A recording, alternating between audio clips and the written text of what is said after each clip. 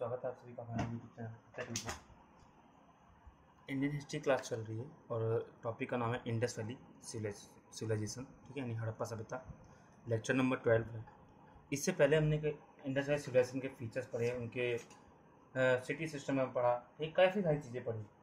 आज जो हम क्लास में पढ़ेंगे वो इम्पोर्टेंट साइट्स ऑफ IVC यानी इंडस वैली सिविलाइजेशन, यानी कि हड़प्पा सभ्यता जो थी उसके इम्पोर्टेंट साइट्स के बारे में पढ़ेंगे। इम्पोर्टेंट जो भी जगह खोजी गई उनके बारे में पढ़ेंगे, ठीक है। तो मैंने रफली एक नोट बना दिया है, इसमें देखते हैं। पहला जगह क्या है, सबसे इम्पोर्टेंट पहला हड़प्पा। हड़प्पा जो थी वो रावी नदी के किनारे पाया गया, ठीक है, जो आपकी रावी नदी है उसके किनारे हड़प्पा पाया गया। और ये इस समय पंजाब यानी कि पाकिस्तान में है, ठीक है। पाकिस्तान का जो पंजाब का एरिया है ये वहाँ पर है। और इसको खोजा किसने था, तो इसको फाउंड किया था दयाराम साहनी ने 1921। इसमें मेन चीज़ें क्या मिली, तो हड़प्पा सभ्यता में क्या मिला है, 6 ग्रेनरी मिली है। मैंने अब याद करो, आपको जब मैंने पढ़ाया था ग्रेनरी के बारे में तो बताया मोहनजोदाड़ो जो था वहाँ पे बहुत बड़ी ग्रेनरी मिली, सिंगल ग्रेनरी। लेकिन हड़प्पा सभ्यता में छोटी छोटी 6 ग्रेनरी मिली है, ठीक है, यानी अन्नागार। तो 6 ग्रेनरी मिली है, 6 अन्नागार मिले हैं। एविडेंस ऑफ सैरियोफागस ब्यूरियल्स, ठीक है, यानी या फिर एच कल्चर सेमेट्री। तो यहाँ पे क्या मिला है, आपके एच कल्चर की सेमेट्री मिली है और ताबूत में दफनाने के साक्ष्य यहाँ पे मिले हैं, ठीक है। एविडेंस ऑफ सैरियोफागस मतलब ताबूत में दफनाना, ये बॉक्स में कहते हैं दफनाते हैं ब्यूरियल्स। तो यहाँ पर ताबूत में दफनाने के साक्ष्य मिले हैं। एच कल्चर के एच संस्कृति के हमें कब्रिस्तान मिले हैं, ठीक है। 1 रूम बैरक, यहाँ पे एक रूम बैरक मिला है और एक डांसिंग गर्ल मिली है रेड स्टोन की, ठीक है। याद रखना हमें 2 डांसिंग गर्ल मिली है, एक कॉपर की और एक रेड स्टोन की। तो जो रेड स्टोन वाली है वो कहाँ मिली है, हमें हड़प्पा सभ्यता में मिली है, ओके, सॉरी हड़प्पा में मिला है, ठीक है। उसके बाद अगर देखें तो पोस्ट टर्मिनेशन ब्यूरियल्स, यानी कि क्या है आपका पोस्ट टर्मिनेशन ब्यूरियल्स भी देख रहे हैं, यानी अंतिम संस्कार के बाद दफनाने के काफी साक्ष्य यहाँ पर हमें मिले हैं, ठीक है। यानी पहले जलाते थे उसको, अंतिम संस्कार करते थे, उसके बाद वो लोग क्या करते थे, उसको जो उसके अवशेष होते थे, बोन्स या फिर बाकी सारी चीजें, उसको दफना दिया करते थे, ठीक है। और इसके भी एविडेंस हमें देखने को मिलते हैं। अब बात करते हैं दूसरा मोहनजोदाड़ो की, ठीक है। बहुत जल्दी मैं पढ़ूंगा इसको आगे, ठीक है, क्योंकि इंडस वैली सिविलाइजेशन खत्म करना है, उसका था हमें वैदिक पे जाना है, ओके। तो मोहनजोदाड़ो जो है ये भी पाकिस्तान में है और ये जो रिवर है वो सिंधु रिवर पर है, ठीक है। सिंधु रिवर के किनारे में मिला है मोहनजोदाड़ो और इसकी खोज की थी 1922 में RD बनर्जी ने, यानी राखालदास बनर्जी ने, ठीक है। और इसमें और भी कई लोग आए थे, सन जॉन मार्शल भी थे, काशीनाथ दीक्षित भी थे, ठीक है। ये लोग इसमें खुदाई की है, वहाँ पर खोजा है चीज़ों को। तो यहाँ पे एक ऑडिटोरियम मिला है, यानी कि एक बहुस्तंभी सभागार मिला है, ठीक है। यहाँ पे एक ग्रेट बाथ मिला है, स्नानागार मिला है, ठीक है। इसके बाद सेमिनरी मिली है, यानी कि एक पुजारियों के लिए एक विद्यापीठ मिला है, ठीक है, विद्यापीठ जहाँ पे वो लोग पढ़ते होंगे, ठीक है, अपनी चीज़ों को। सेमिनरी मिला है, ग्रेट ग्रेनरी मिली है, मानी महान अन्नागार मिला है। इसके बाद कॉटन फैब्रिक, कॉटन का यानी जो सूती वस्त्र का टुकड़ा मिला है हमें वहाँ पर, जिससे पता चलता है कि हाँ वो लोग सूती वस्त्र का प्रयोग यानी यूज़ करते थे, ठीक है। इसके अलावा यहाँ पर डांसिंग गर्ल मिली है जो कॉपर की बनी हुई है, ठीक, कॉपर की बनी हुई डांसिंग गर्ल है मिली है। और हड़प्पा मोहनजोदाड़ो को मृतकों का टीला कहते हैं। इससे क्या क्या जाता है हिंदी में, मृतकों का टीला कहा जाता है, ठीक है। यहाँ पे एक ढेर टाइप का मिला है, कंकाल का, लाशों का एक ढेर मिला है। उसे ये पता चलता है कि हाँ यहाँ पे कहीं ना कहीं युद्ध हुआ है, यहाँ पे वॉयलेंस हुई है, ठीक है। एक के ऊपर कंकाल लदे पड़े हैं, तो जाहिर सी बात है एक के ऊपर दूसरा कंकाल लदे पड़े हैं, ढेर मिला है, तो वहाँ पे क्या हुआ होगा, युद्ध हुआ होगा, वॉयलेंस हुई होगी। तो यहाँ पे वॉयलेंस के भी अधिकार हमें साक्ष्य मिलते हैं। और मोहनजोदाड़ो से हमें सील्स भी मिली है, मोहरें भी काफ़ी ज़्यादा हमें मिल प्राप्त हुई हैं, ओके। अब उसके बाद बात करते हैं हम लोथल की। और भी कई सारी चीज़ें हैं, इसे देख लीजिएगा, मैंने इंपॉर्टेंट मेन चीज़ आपको बता दी। उसके बाद लोथल जो है गुजरात में पाया गया। कौन सी नदी, रिवर, भोगवा और साबरमती रिवर के पास पाया गया। इसे SR राव ने खोजा था 1957 में, ठीक है। तो SR राव ने लोथल का एग्जीबिट किया था, वहाँ पर खुदाई करी थी और खोदा था वहाँ पर। तो यहाँ पे क्या मिला, पोर्ट्स मिले हैं, ठीक है। पोतगा मिला है। इंपॉर्टेंट मैरीटाइम ट्रेड सेंटर था लोथल। क्या था लोथल? आपको एक समुद्र किनारे का एक शहर था, नहीं वहाँ पे समुद्र था, वहाँ पे बंदरगाह मिला है। और बंदरगाह जब मिला है तो जाहिर सी बात है वो क्या होगा, वहाँ से ट्रेड होता था, ठीक है, वहाँ से व्यापार करते थे। तो एक बहुत इंपॉर्टेंट मैरीटाइम ट्रेड सेंटर था। यहाँ पे आपको पर्ल मैन्युफैक्चरिंग प्लांट भी मिले हैं, ठीक है। यहाँ पे कई सारे ऐसे प्लांट मिले हैं जहाँ पे मोती बनाने के कारखाने मिलते थे, मोती बनाने के कारखाने, ठीक है। पर्ल मैन्युफैक्चरिंग प्लांट भी मिले हैं। City was not divided into two parts. जहाँ की जो सिटी थी लोथल जो था, लोथल की सिटी दो भाग में डिवाइड नहीं थी, ओके।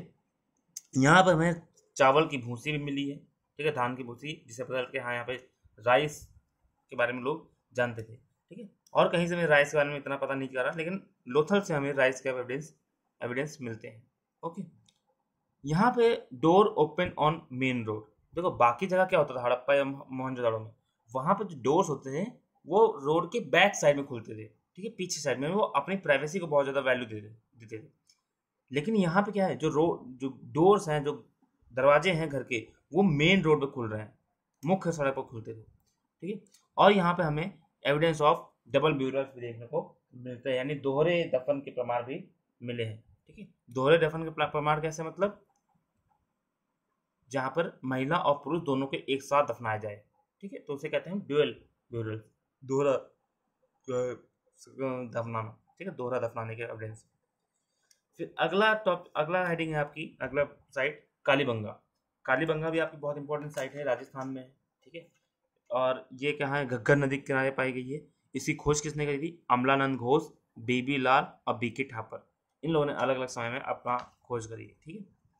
तो कालीबंगा में प्लो फील्ड मिली है, यानी जुता हुआ खेत मिला है, जिससे पता चलता है कि हाँ ये लोग क्या करते थे, खेत को जोतना जाते थे और जोत करके उसमें अपना एग्रीकल्चर करते थे, ठीक है। लाइन मिली है।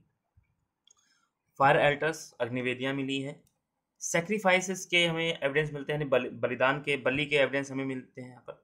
कैमल्स के बोन्स के एविडेंस मिलते हैं, यानी ऊँट की जो हड्डियाँ होती थी उनके एविडेंस मिलते हैं, ठीक है, जिससे पता चलता है कि हाँ ये लोग कैमल्स का भी यूज़ करते थे ट्रांसपोर्टेशन के लिए, ठीक है। इसके अलावा यहाँ पे क्या मिला है आपको, एक ये क्या लिखा है मैंने, ग्रेट वॉल, ठीक है, बहुत बड़ी मतलब ग्रेट वॉल मिली है यहाँ पर, ठीक है, महान दीवार मिली है चारों तरफ, ओके। नॉट मैनेज, ठीक है, यानी कि ये जो कालीबंगा थी ये ज़्यादा मैनेज नहीं थी, बहुत ज़्यादा वेल मैनेज नहीं थी। जिस तरह से हड़प्पा मोहनजोदड़ो जो था वो वेल मैनेज तरीके से सिटी बनाई गई थी, ठीक है। वहाँ पे घर, वहाँ की रोडें, वहाँ की नालियाँ, सारी चीज़ें वेल मैनेज, वेल प्लान थी। लेकिन कालीबंगा की जो भी चीज़ें थी वो वेल प्लान नहीं थी, वो अस्त व्यस्त थी, ज़्यादा व्यवस्थित नहीं थी।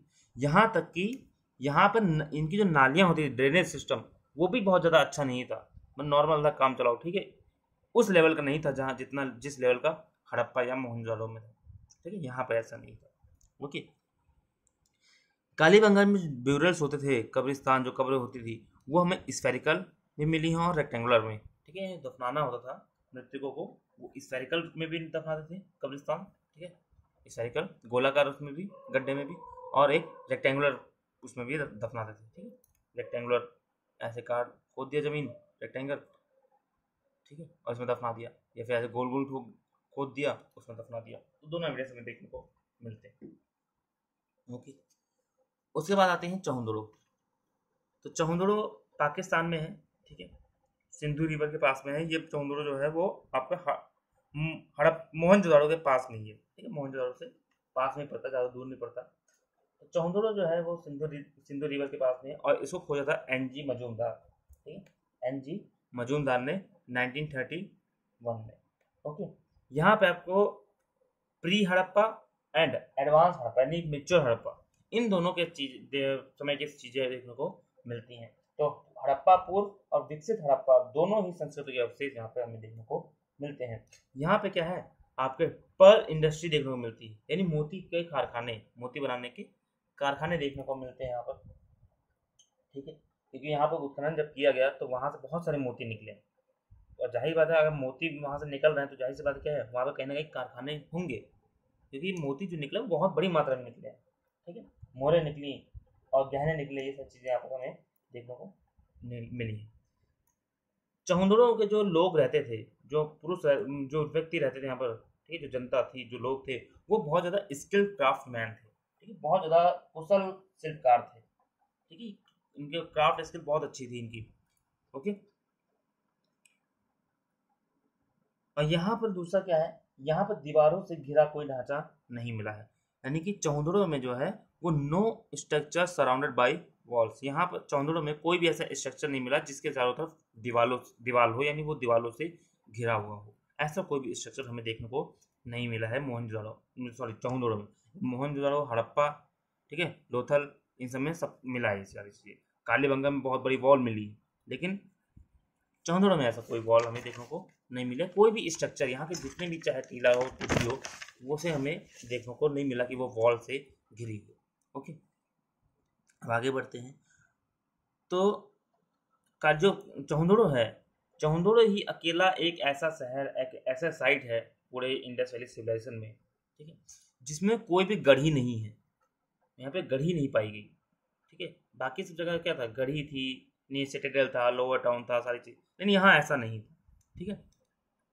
यहाँ चौंदड़ो में ह्यूमन सैक्रिफाइसेस के एविडेंस हमें देखने को मिलते हैं, ठीक है, यानी कि मानव की बलि यहाँ पर दी जाती थी, उसके एविडेंस मिलते हैं। सॉरी गाइस, यहाँ पे कॉपर रोटेड चैरिट मॉडल मिला है।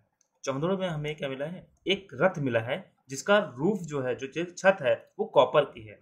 तो कॉपर रूफ चैरिट मिला है, रथ का मॉडल मिला है, जिससे पता चलता है कि हाँ, ये लोग रथ के बारे में जानते थे। ओके, अब उसके बाद आती है बानावली। तो बानावली भी बहुत इंपॉर्टेंट साइट है, हरियाणा में पाई गई है, ठीक है।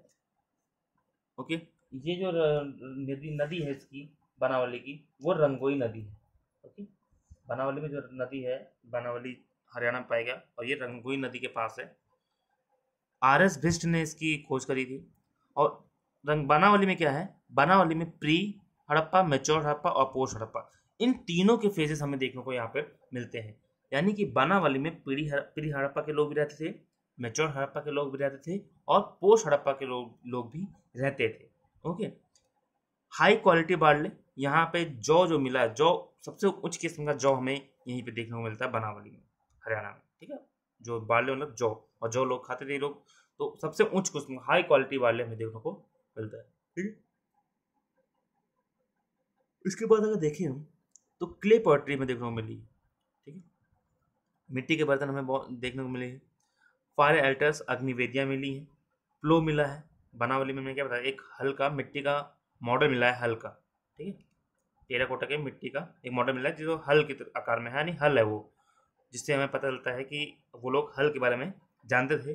बट ये जानकारी नहीं है कि वो हल इंसान खींचता था या उसे बैल से खिंचवाते थे, ठीक है। तो वो जो हल है मिट्टी वाला मॉडल, वो कहाँ से मिला है, आपका बनावाली में मिला है। ओके, अब अगला है एक राखी गढ़ी। राखी गढ़ी में आपके हरियाणा में पड़ता है, ठीक है। राखी गढ़ी का सबसे इंपॉर्टेंट चीज़ क्या है, ये हड़प्पा सभ्यता की सबसे लार्जेस्ट साइट है, ठीक है। क्वेश्चन में कई बार दिमाग में आता है कि हड़प्पा सभ्यता की सबसे लार्जेस्ट साइट कौन सी है, तो लोग दिमाग में आता है मोहनजोदड़ो। मोहनजोदड़ो लार्जेस्ट साइट नहीं है, मोहनजोदड़ो बड़े वो सबसे अच्छी साइट मानी गई है, बहुत ज़्यादा डेवलपमेंट थी, ठीक है, सेंटर में था। लेकिन सबसे बड़ी जो साइट है वो राखी गढ़ी है, ठीक है, largest site. Okay, Rakhi Garhi में भी तीनों चरण देखने को मिलते हैं, यानी प्री, मेच्योर और पोस्ट, यहाँ पे तीनों चरण देखने को मिलते हैं। ओके, इसके बाद और भी बहुत सारी साइट्स हैं, अब सबके बारे में तो इतना बताना पॉसिबल नहीं है, तो क्लास बहुत लंबी हो जाएगी, ठीक है। तो सबके मैं नाम बता रहा हूँ जो मेन मेन है, जैसे रंगपुर, ठीक है, जैसे आलमगीरपुर। आलमगीरपुर का आपको बताया था मैंने, ईस्ट सबसे ईस्टर्न पॉइंट है इंडस वैली सिविलाइजेशन, जो वेस्टर्न यूपी में पड़ता है, ठीक है। कोटडीजी, आमरी, रोपड़, सुरकोटदा, सुटका गेंडोर, धौलावीरा, ठीक है। ये तीनों के, ये सब क्या है, other site of the Indus valley civilisation है, यानी हड़प्पा सभ्यता के बाकी सारे साइट्स हैं। ओके, इस तरह से क्या हुआ, आपके इंपॉर्टेंट साइट जो है वो मैंने आपको बता दिया। आप इसमें धौलावीरा एक बार देख लीजिएगा इसमें, ठीक है, धौलावीरा में पढ़ लीजिएगा, कोटदा, सुटका गेंडोर के बारे में पढ़ लीजिएगा, ठीक है, और एक कोटडीजी पढ़ लीजिएगा, ठीक है, ये आता है। और बाकी तो इतना ज़्यादा इसमें पूछता नहीं है, आमरी अमरी रोपड़ रोपड़ कभी कभी ऐसे पूछता है कि इन निम्न में से कौन सी हड़प्पा साइट नहीं है, ठीक है, तो इनमें से रंगपुर में से आमरी या रोपड़, ठीक है, या कोड डी जिनमें से कोई एक नाम, दो तीन नाम दे देगा और एक कोई दूसरा नाम दे देगा। ठीक है, कोई तामपाषाण युग का कोई नाम दे दिया, ठीक है, जैसे इनाम गांव दे दिया या कोई भी दे दिया। तो इनाम गांव तो यहाँ पे नहीं है ना, दैमाबाद है। तो ऐसे कुछ चेंज करके अपना इनसाइट को देता रहता है। बाकी अगर फीचर्स जब आपको लिखने होते हैं तो ज़्यादातर इन्हीं साइड के आप फीचर्स को ध्यान में रखते हैं। ठीक, तो ये मैंने आपको बता दिया। उसके बाद एक टॉपिक लास्ट जो है, मैंने आपको शायद बता दिया था कि हड़प्पा सभ्यता खत्म कैसे हुई। ओके, एक बार चेक कर लेते हैं। हाँ, डिक्लाइन मैंने आपको बता दिया था। एक क्वेश्चन और है कि हड़प्पा सिविलाइजेशन और मेसोपोटामिया सिविलाइजेशन के बीच में डिफरेंस क्या है। ठीक है, दो क्वेश्चन आते हैं, एक हड़प्पा सिविलाइजेशन और मेसोपोटामिया के बीच का डिफरेंस, और एक होता है वैदिक कल्चर और हड़प्पा सभ्यता के बीच का डिफरेंस। तो पहले हम मेसोपोटामिया और हड़प्पा का देखेंगे आज। ठीक है, तो सबसे पहले क्या है, हड़प्पा सभ्यता जो थी वो ग्रिड पैटर्न में थी। ठीक है, वहाँ की जो भी चीज़ें थी, जो नगर थे, जो रोडें थी, वो एक ग्रिड पैटर्न में शतरंज के आकार में थी। लेकिन मेसोपोटामिया या फिर मिस्र का देखें, इजिप्ट में देखें तो ऐसा नहीं था।